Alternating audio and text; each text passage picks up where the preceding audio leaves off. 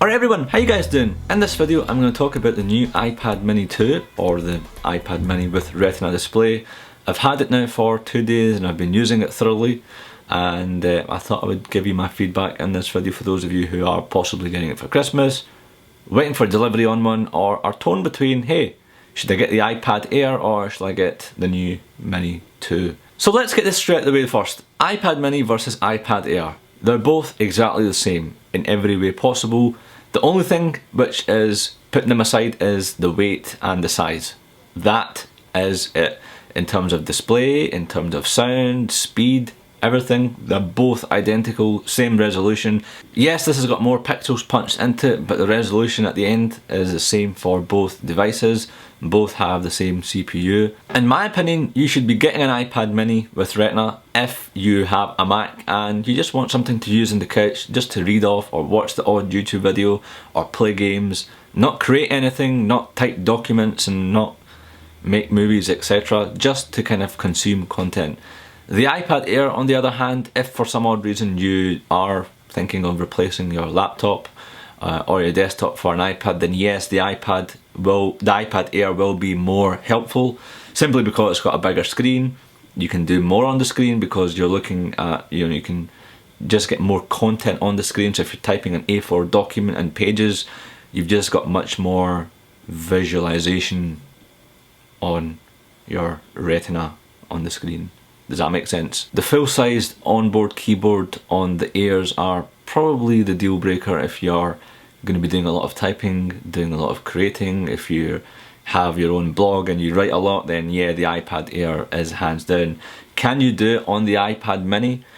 Sure. I mean, the only kind of thing that I find helpful when I'm writing is the actual thumb can easily reach pretty much halfway through without straining your thumb. And whereas the iPad Air, because it's a bigger device, your thumb can't reach halfway, so meaning you have to get your fingers and type. But so it's kind of a 50-50, but in terms of if you're going to be doing a lot of creating, if you are going to be using an iPad as your primary device, then the iPad Air, in my opinion, is hands down the winner. And simply because if you spend £70 extra, you just get a bigger device and a better device, in my opinion, out of the two iPads. The iPad mini is priced at $329 here in the UK. $399 is the price for an iPad Air. In my opinion, if I was going to be putting money towards an iPad, it would be the Air. I would just prefer something big. I can enjoy watching videos, bigger screen, better keyboard, and hopefully come iOS 8, hopefully they'll be bringing multitasking in, so got to think long term as well, not just short term. So I'm thinking iOS 8, one of the main features is going to be multitasking, and if that is the case, then yeah, bigger screen, more stuff on the screen and multitasking and so on, it would just be easy. Coming on to battery life, I do really need more days or more weeks to kind of test it, but here's the thing, with all Apple devices, pretty much everything that I've owned, from MacBooks to iPhones to iPads to iPod Touches, the battery life has always been on par as to what Apple quote, and this is no exception thus far that I've used this device. I mean, the only horrible battery life so far is on my iPhone 5, which is here. The battery life on this used to be good, but it's just horrendous now, it's unusable. I've got to charge it pretty much every day. But with the iPad mini and even the iPad Air, which I have, the battery life on it is stunning. I've done various things. It also depends on how you use it. If you do a lot of videos, if you play a lot of games, the battery will run down quick. If you use the Wi-Fi all the time, then the battery will run down quick.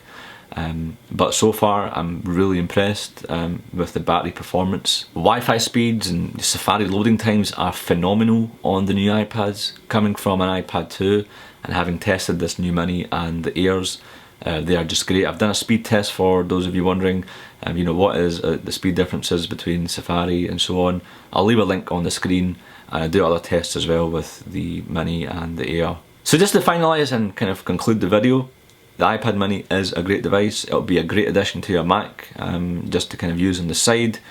Not so good for as your primary machine. irrespective of which device you go for, iOS 7 is still horrendous on the iPad. The experience isn't as good as it is on the iPhone 5 and the iPhone 5S and the previous iPhones.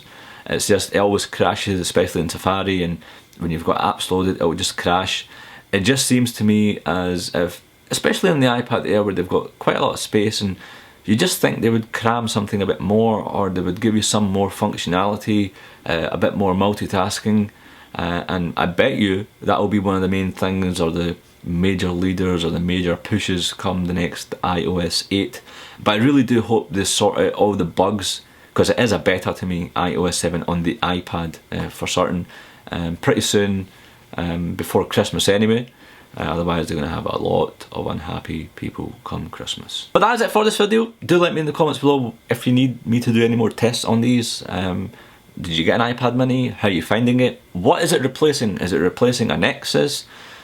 Don't tell me it's replacing your iMac, because this will come running towards your forehead if that is the case. Check this. This any day of the week. But yeah, let me know which one you're going for. Are you going for the Air? Are you going for the Mini? Why? What spec are you getting? Yeah, see you in the next video. Cheers.